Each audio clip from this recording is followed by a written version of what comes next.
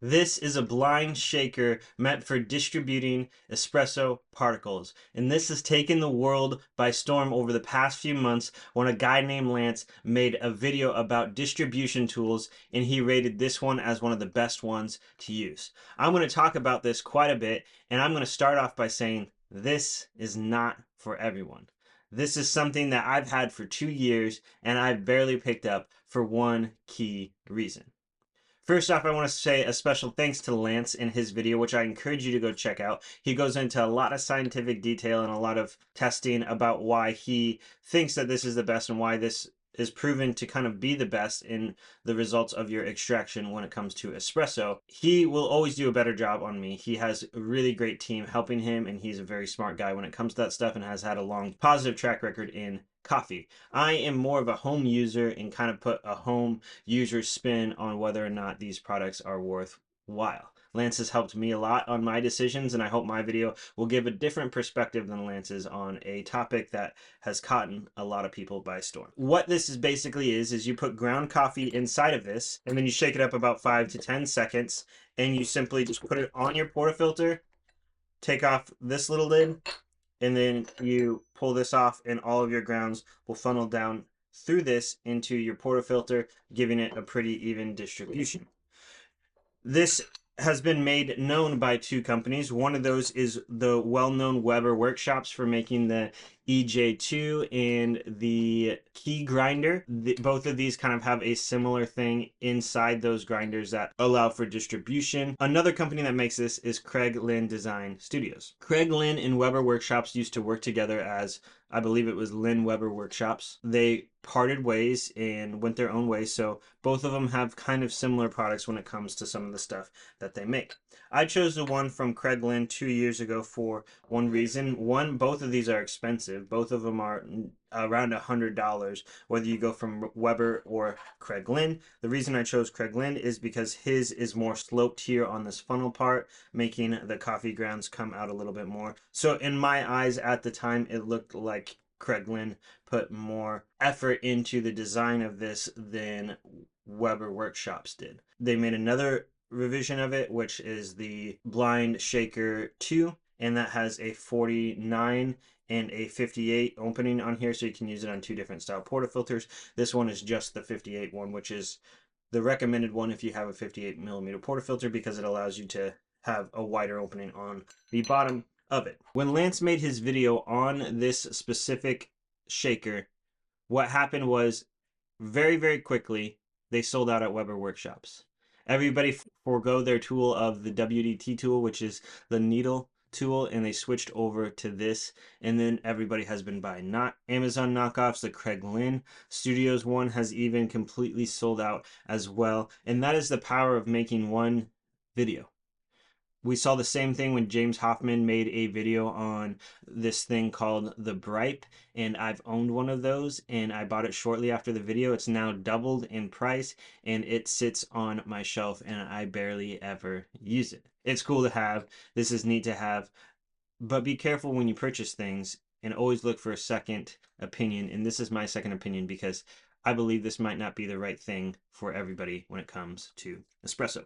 So I noticed one of the things that I've never tried to do with it that Lance did was he had his portafilter sitting flat on the table, and he actually elevated it up and dropped in the coffee grounds like that. I've always put mine on this, and the reason for that is spillage purposes is one of them, but two, his portafilter sat flat and flush to the ground. He had a special one, and I don't have any of those in my house, so that does make a little bit of a difference when you're trying to pull it at a sloped angle. I never use this because a lot of my grinders don't play well with the shaker. Typically I'd use a DF grinder and it would have a catch cup similar like this, so I would find that I would have to end up taking the lid off of my blind tumbler, pouring that into the tumbler, putting the lid on, shaking it, and then pouring the tumbler into the portafilter, which honestly isn't my favorite workflow to do. It takes more time and it takes more effort. I find it a lot easier to just simply take the catch cup,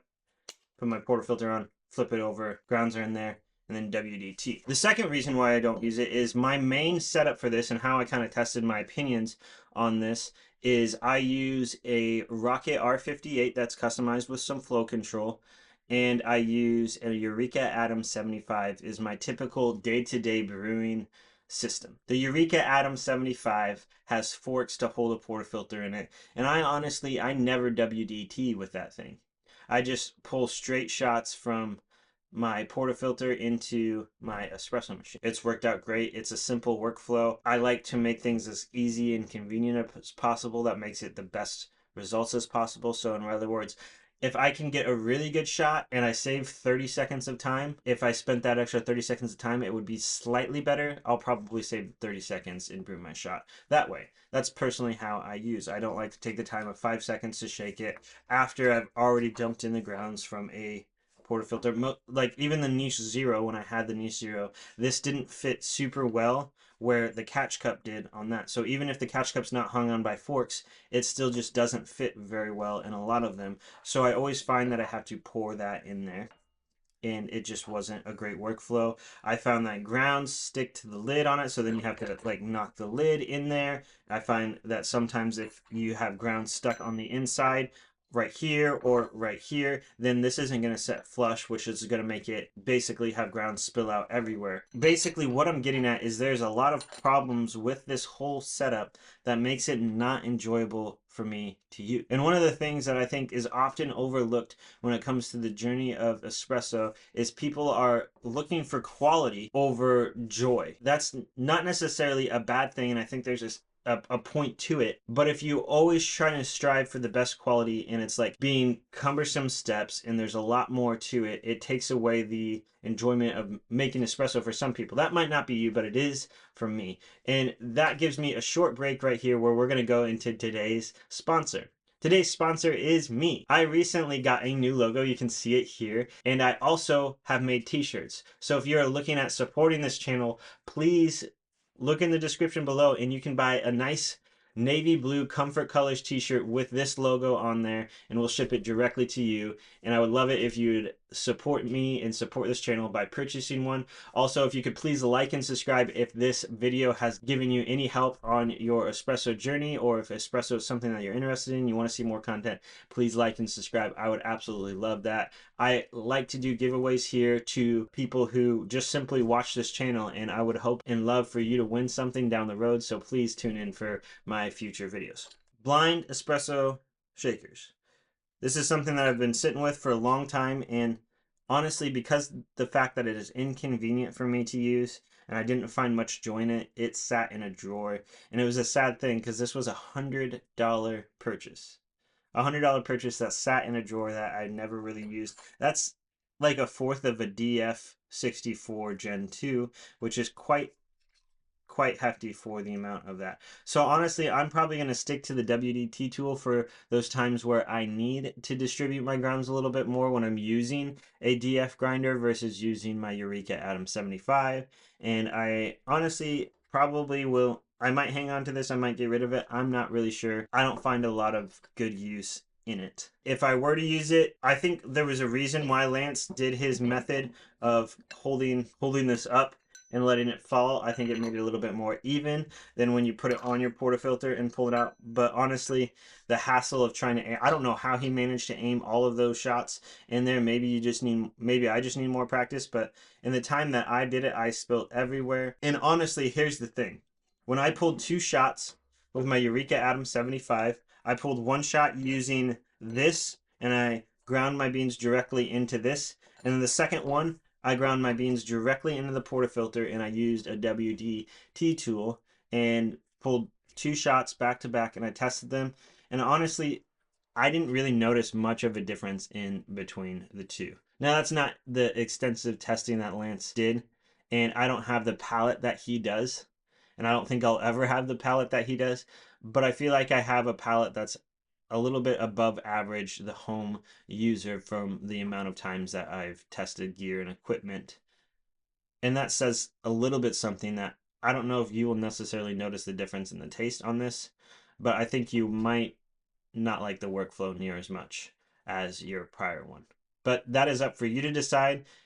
I would love to hear your thoughts on it. Do you agree with this? Is this something that maybe is going to make you not buy one of these tools. I'm going to link a lot of this stuff below. I'm going to try to link the Craig Lynn one, the Weber one, and I'm going to try to find a good looking knockoff one on Amazon for you to try out if this is something that you're interested in. If not, stay tuned for the next video, and thank you so much for watching.